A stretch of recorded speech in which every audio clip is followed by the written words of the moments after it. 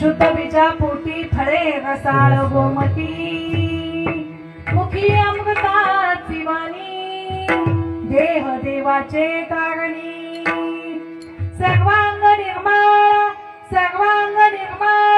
चित्त जैसे गंगाजळ मुखी अमृताची वाणी देह देवाचे कारणी.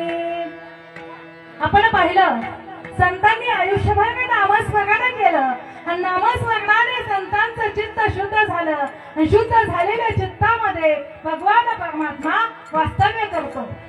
नामस्मरण केलं म्हणजे देवाला शोधायला जाण्याची दुसरीकडे गरज नाही. देव मुळात आला कुणासाठी?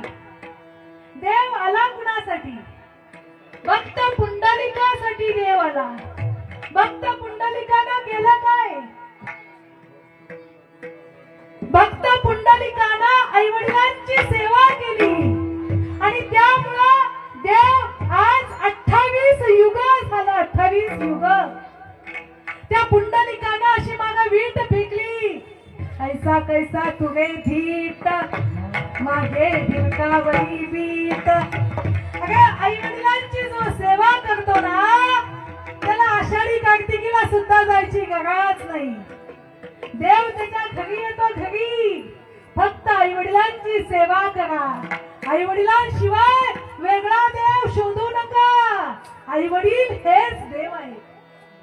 माया बापाच्या